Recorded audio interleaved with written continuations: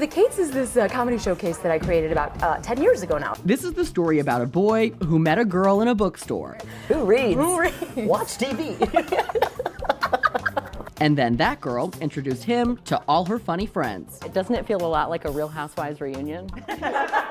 Meet the Kates, members of an all-female comedy group here to talk about the year that was for women. That's the good thing about Trump, is that most people are like, wait, I need to be active. It's kind of like Girls Gone Wild, but wild for equality. They're defunding women's health clinics and Planned Parenthood, and yet Viagra is still free and easy and everybody can get it if they need it. So Tell me about it. We talk politics, power, and make New Year's resolutions for the year's most prominent. Okay, this resolution is for my friend Kellyanne Conway. So stick around for a half hour free of alternative facts.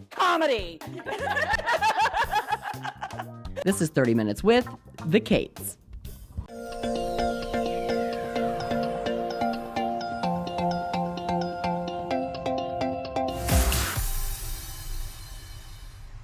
Ladies, welcome to 30 Minutes With. I know, doesn't it feel a lot like a Real Housewives reunion? It really does. Yeah, where's the wine? Where's Andy Cohen? Everything's a little more low budget here. Whose hair am I going to snatch? She thinks that what she does, people gives her a right to do. So, joining me today are 4 of Chicago's funniest women, 5 including myself. So let's just go around the couches and introduce ourselves. My name is Janice Rodriguez. My first name is spelled Janice, and I guess in America that's pronounced Janice, which I never understood because I've got a friend named Patrice, and trust me, no one has ever called her Patris. So, grew up in the area. We all know each other through the Kates, through Kelsey, pretty much. So I'm going into my 3rd full year of comedy. So I'm probably the baby of the group. Okay. But everyone's been amazing and lovely, and we kind of all work together and do shows together and all that good stuff. Excellent. My name is Eunice Jarrett. I'm from Indiana, and I know the Kates through Kelsey. And I'm kind of like the Benjamin Button. I'm getting So you're young. 7 years old. So I'm getting younger and younger and younger with them. Of course. Everybody's wonderful. Okay. And we love Kelsey. We do love Kelsey. And I met Kelsey through a story we did about a month or 2 ago. And I was like, you're funny as hell. Do you have friends? It was a bunch of wacky gals and I that couldn't get jobs, and we wanted to write and create our own spaces. So we're like, you know what, we're going to put a show up somewhere, and it was Kate the Great's Book Emporium in Uptown. Okay. That was where it originally went, and it's an independent bookstore, and it closed because it's sad out there for bookstores, right? Who reads? Who reads? Watch TV. I got a few laughs out of it and got to do a story with it, and so I'm like, yeah, let me exploit more of you guys. So that's what brings you to me today. I'm Elizabeth Gomez. You are a stand-up comedian. I generally sit down. I'm also, I know these ladies through the Kates, and I like to call myself the token Korean, the only Korean Puerto Rican on a lineup. And I am Colleen Brennan. It can be just as hard getting into the closet as it is coming out. Come on! We've all performed together. We run shows. I've been doing stand-up for about 4 years, going on, a little over 4 years. And I love it. It's great being here. I'm happy to be exploited. We're happy to exploit you. Thank you so much for joining us, seriously. So Janice, I believe you started Las Locas, is that correct? Yeah, Las Locas Comedy. Mm-hmm. Yeah, so how did your training through the Kates kind of inspire you to go in that direction? Oh, awesome. Obviously, Elizabeth and everybody kind of has their side projects and multiple projects. I was like, I want to do something too, because, I'm a follower. So another Kate cast member, Soli Santos, and I started Las Locas Comedy, and it's, I think right now, the only Chicago monthly showcase that features mostly Latina comics. We always have one honorary Loca. But Is that me tonight? That's you. Yes. We'll take it. We'll take it. I love it. I'll start. My Spanish minor's going to come out soon. There you go. So Eunice, you're also involved in a night out. Is that correct? That's correct. Can you tell me a little bit about that? They take women that are going through a rough time in their lives, and some of them are actually in shelters, And so they get to go to this fancy restaurant. Oh, nice. And the Kates are the entertainment. Okay. And it's really wonderful because you walk in and people have to step away from their distractions. You know, like when you're going through a rough time, usually it's a lot of negative self-talk. But when you get in there, it's all silly, fun, and good food. So laughter's the best medicine? It really is. It really is. So Colleen, you also kind of made women who were incarcerated. You brought storytelling and comedy to them. Yes. It sounds like an Orange is the New Black episode. And so the penguin says, dude, he's not an eggplant, he's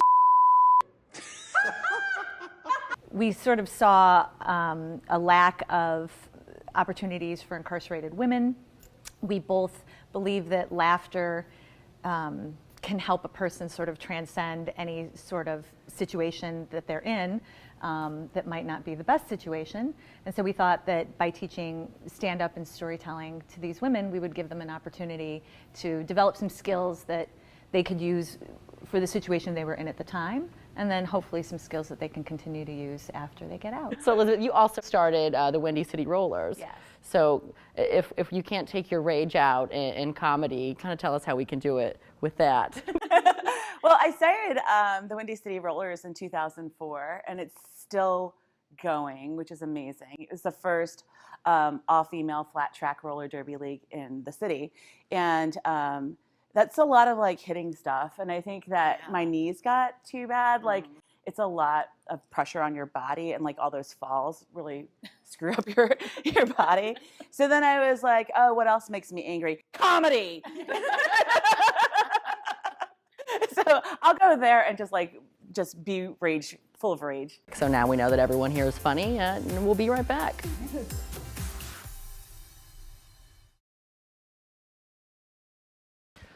Welcome back to 30 Minutes with everyone. We are with the 4 funniest women in Chicago. That's how we're just going to say it. It rolls off the tongue, you know? It really does. I feel like women have had a very prominent role in 2017, good and bad. We're going to take it back to January. So how does it feel to kind of live in Trump's America where you're grabbed at any moment?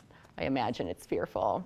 Well, it's kind of like that's the way it's been for like the last hundreds and hundreds of years, right? Like there's a reality that these kind of issues were all existing before Donald Trump. What makes me saddest and makes me like, I don't know, want to like beat his face in with my shoe and then like sit on his like head and just like keep punching him is that that he's our president. That he's our president. Do you do roller derby? And like just pinata his face. Okay. Yeah. And that's the top-down issue, right? So that's the problem, is that we have somebody who's in a leadership position for this country who's going around saying he's going to grab people's and it's just insane to me. How do you guys react that you know that 60 million people overlooked that about him? Okay, I was still mourning Barack, okay?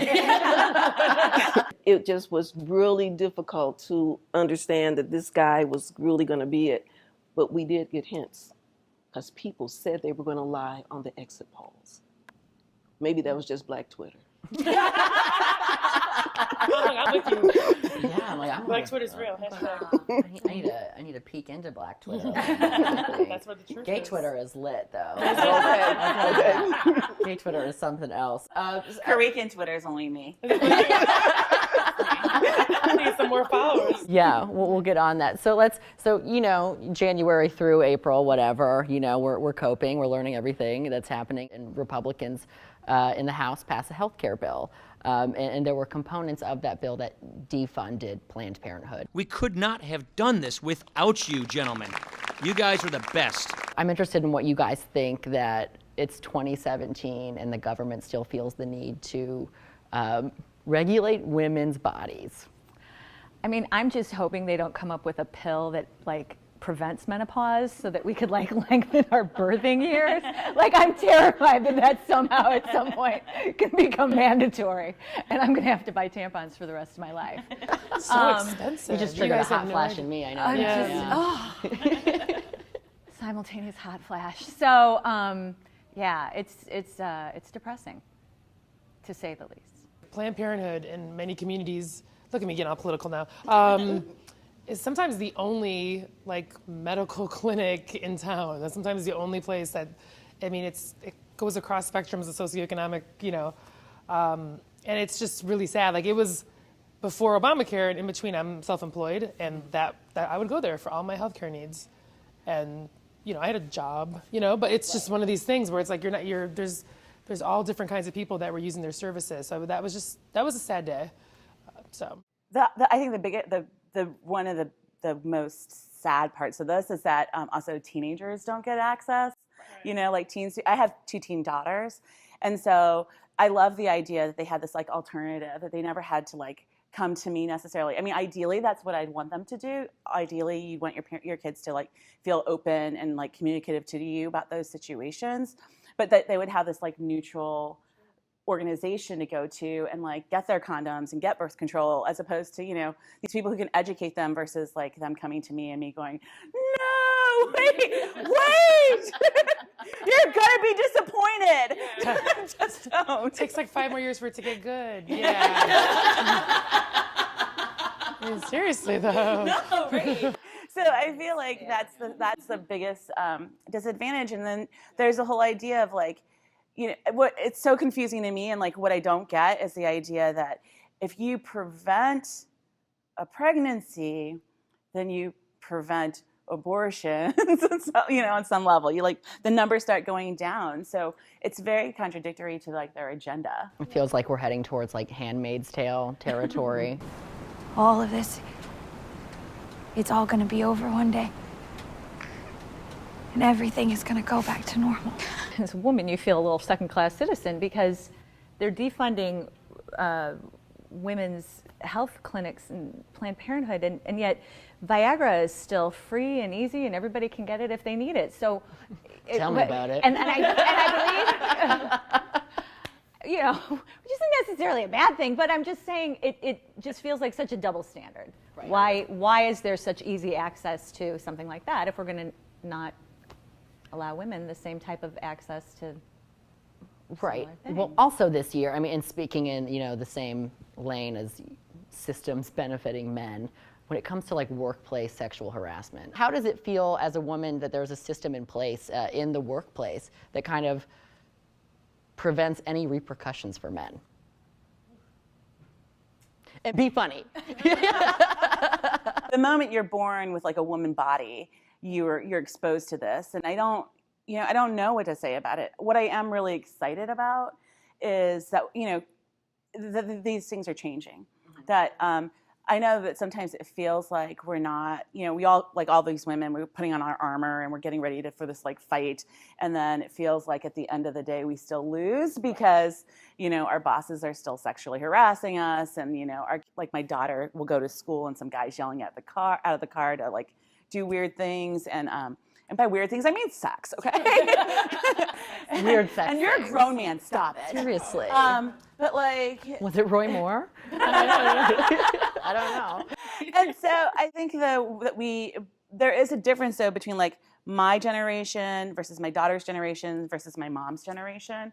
And for sure, just even exposing people, even saying being able to have an open platform where you can go, this guy is harassing me and it's not cool, and then have 20 other women stand up behind you and go, yeah, we're knocking that off now, is super empowering, and I think that it's in the right direction at least. Elizabeth and I actually had a conversation about this not too long ago. What's so interesting to me is that I grew up watching things happen to the mothers in my community, and those would be sort of the Mad Men era mothers, right? And a lot of those things were considered normal, and then things were supposed to be different for my generation, and they were, but we were still sort of programmed to think that some of this behavior was normal. And then as we go along, we're sort of learning from the millennials, oh wait, that's sexual harassment? Oh my God, that happened to me all the time. Are you kidding? Huh. The pizza man wasn't supposed to deliver his sausage pizza that way. Really? You can still deliver the pizza to me that way. But do you guys think it is a watershed moment? Do you think it's not just talk, there's a little more consequence coming from it? See, I was born right after the first Korean War. Oh. Okay, and I'm hoping. So now when my mother couldn't understand why people were telling, but my mother's 95. My son had to explain to me why being catcalled was a problem for women. I was like, honey, give it another 40 years. You're going to want somebody to say, hey. But he explained to me that it's the new rules are if it's unwanted, if it's unasked for. But because generationally, we just rolled with it. That's the way it was. So now the younger women are standing up. And so some of the older women, once we figure out what's going on, we're saying, cool, we're with it. We want to be a part of that. Okay? Is anyone dating? Is everyone married? Married. Not. Ooh, so you're the only one I can ask, like, how's this affecting your dating life? Have men straightened up for you? You know what? Men comedians have actually had to, this is really difficult. There was so everybody wanted to talk about their penis. Yeah. Okay. And now everybody, a lot of guys, they don't. Okay. And I said penis because when I'm there at the open mic, it's dick jokes. There are some things that would have had people rolling in the aisles, and now guys are looking at each other like, can I laugh at that? I really want to laugh at that. But I'm sitting with my girlfriend and she's looking like this. So how important is it to be an outspoken woman at this time? That's the good thing about Trump, is that most people are like, wait, I need to be active. So first off, yeah, Trump exposed all those crazy people in your life. Right. But then after the anger, I'm like, okay, let me see if I can actually educate you a little. Right. Also, I want to hear what you're thinking. It's the whole side of a family. Right. I've always been outspoken, but I find now that I'm more drawn to being outspoken and respectful because I feel like things aren't respectful right now.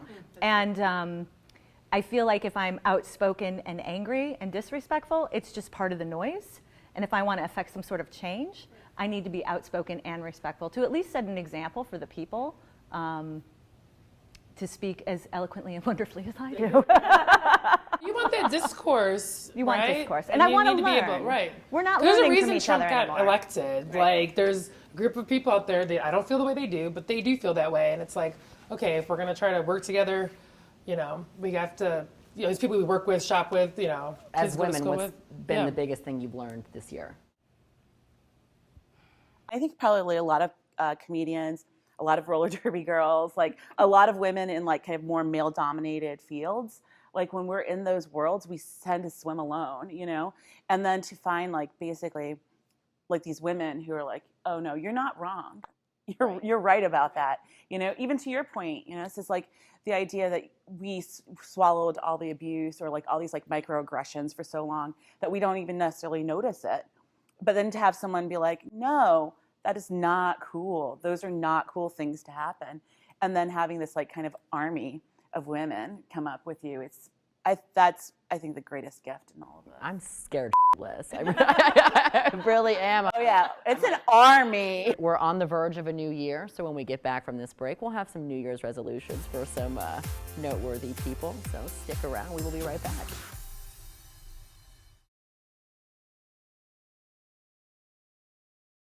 So welcome back to 30 Minutes with everyone. We are with funny women. I just want that super to come across the bottom right there. And since we're on the verge of 2018 and 2017 has really taught us a lot, we are going to declare some New Year's resolutions for the people's names who are in this bowl. Colleen, we'll kick it off with you. Really? So, yeah, so just declare who you have your New Year's resolution for and what is it for them. Okay, so my New Year's resolution is for Louis C.K. And his resolution is to find jeans with the hardest zippers to unzip. I kind of don't think my career is going to keep going up. I think it's going to start declining. Mine is Melania Trump, and I were Melania. Or no, I'm not if I was her, right? It's for her. For her. So Melania, listen. Girl. Yes, she's a I want you viewer. to get a package of bologna and some Velveeta cheese. I want you to sit in front of your husband and eat 16 bologna and cheese sandwiches without crying. Happy Resolution Day. I'm not gonna stand here and listen to this baloney. He won't, you know.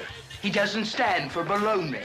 Okay, this resolution is for my friend Kellyanne Conway. Her resolution is to get some mental health help. And if that doesn't work, then I can hook her up with a very good exorcist. Don't be so overly dramatic about it, Chuck. I have Kim Jong-un.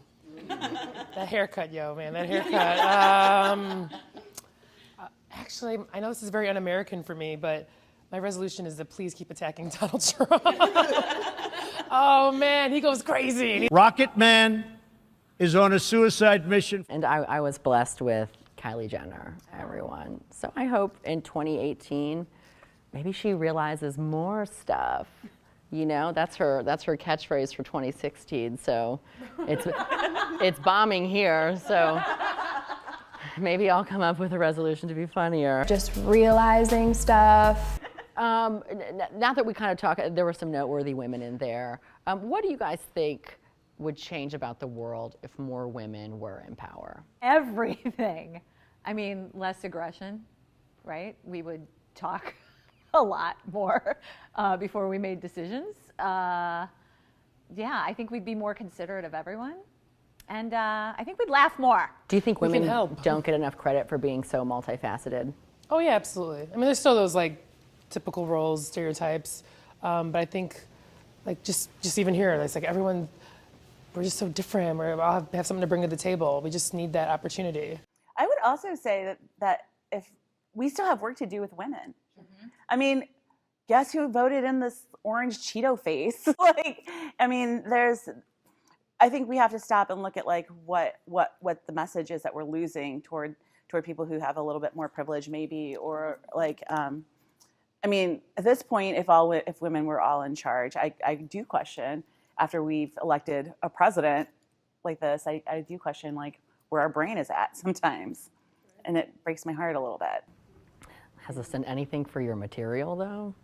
Is there a silver lining here for comedians?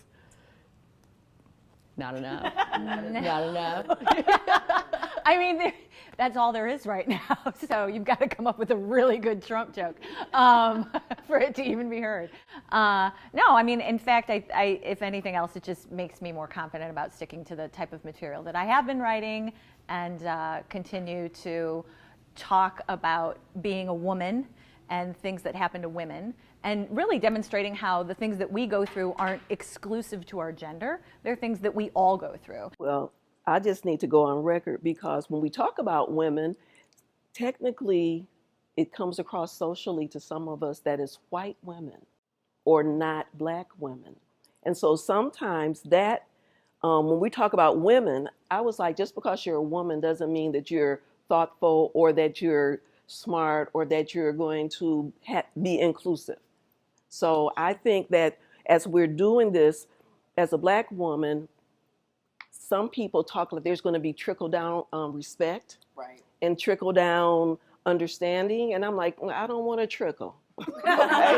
Thank you guys so much for sitting with me on the 30 Minutes With couch. It's been a year for women, or, well, I don't know if it was for women. It has been a year where women have been a huge topic in the news, and hopefully 2018 moving forward, some of the opinions we've heard here today are enacted. So thank you so much for joining me today. Thank you for having me. Thank you. Yeah.